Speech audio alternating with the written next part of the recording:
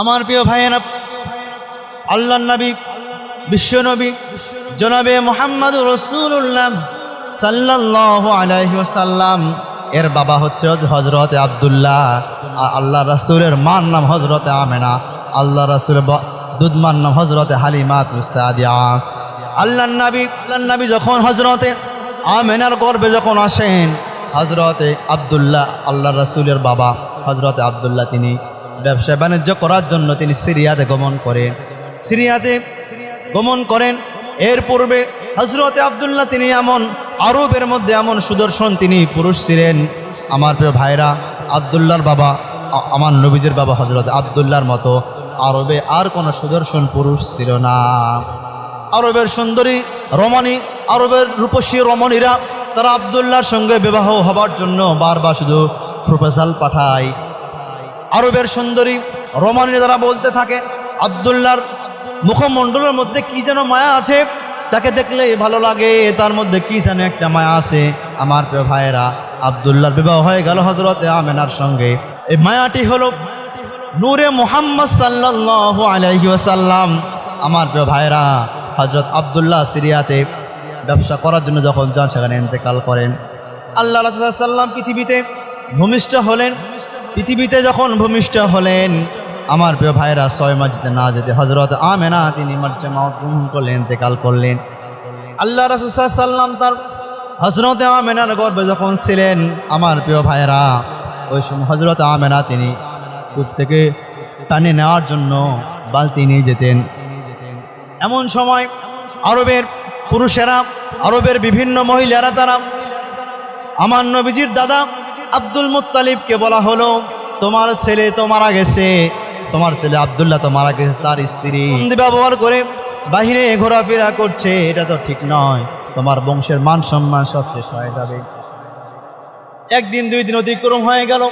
আমার প্রিয় ভাইয়েরা, একদিন হযরতে আব্দুল মুত্তালিব তিনি নবীজির আম্মাকে ডাকলেন, হযরত আমেনাকে ডাকার পরে বললেন, বৌমা, আমার ছেলের স্ত্রী তুমি, আমার ছেলে গত কয়েক মাস পূর্বে সে মারা গেছে, তুমি তো আমাদের বংশের বউ, আমাদের বংশের মান সম্মান রাখবা না, ধূলিসাৎ করে দেবা। হযরত আমেনা বলেন, আব্বাজান কি হয়েছে? হযরত আব্দুল মুত্তালিব তিনি বলছেন, তুমি নাকি সুঘ্রাণ ব্যবহার করে বাইরে ঘোরাফেরা করছো, তুমি নাকি সুঘ্রাণ ইউজ করে, পারফিউম ইউজ করে বাইরে ঘোরাফেরা করছো। হযরত আমেনা তিনি বললেন, আব্বাজান আমি কোনো সুঘ্রাণ কোনো ব্যবহার করি না। নবীজির দাদি তিনি বললেন, আমেনা তুমি যখন গোসল করো, গোসলখানা থেকে তুমি যখন বের হও, সেখানেও সুঘ্রাণ বের হয়, সেখান থেকেও সুঘ্রাণ আসে, এর কারণ কি?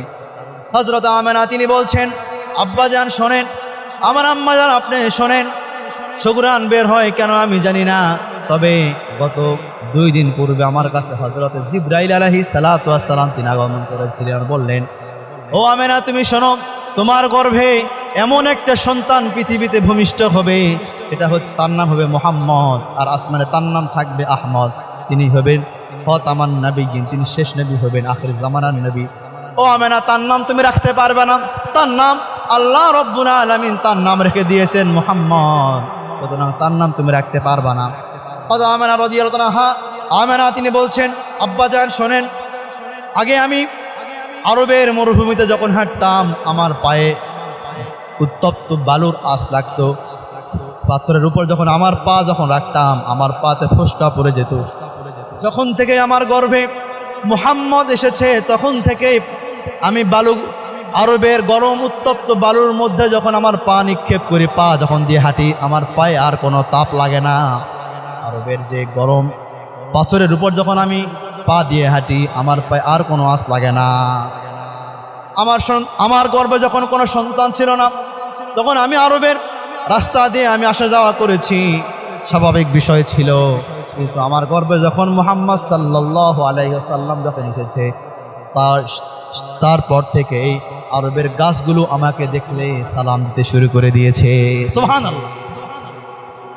আমার প্রিয় ভাইয়েরা, হযরত আমেনা তিনি আরো বলছেন, আমার বাড়ির পাশে যে গাছগুলো আছে, যে বৃক্ষগুলো আছে, আমি যদি ওই গাছের পাশ দিয়ে যদি গমন করি, ওই গাছগুলো আমাকে সালাম দিবে, আমাকে তো সালাম দেয় না। আমার গর্ভে যে মুহাম্মদ আছে, ওই মুহাম্মদের সম্মানে তারা সালাম দিতে থাকে। আমার প্রিয় ভাইয়েরা, আমি যখন কূপ থেকে, আমেনা বলছেন, আমি যখন কূপ থেকে পানি উত্তোলন করার জন্য যখন যাই, আমি কূপের সামনে গেলেই কূপের পানিগুলো কূপের মুখ বরাবর হয়ে যায়। আরবের মহিলারা আমাকে কূপ থেকে পানি উত্তোলন করার জন্য আমাকে সাইড দেয়, কারণ আমি গেলে কূপের মুখ বরাবর পানিগুলো উত্তোলন হয়ে যায়। আর সব মহিলারা তারা সহজে তারা কূপ থেকে পানিগুলো উত্তোলন করতে পারে।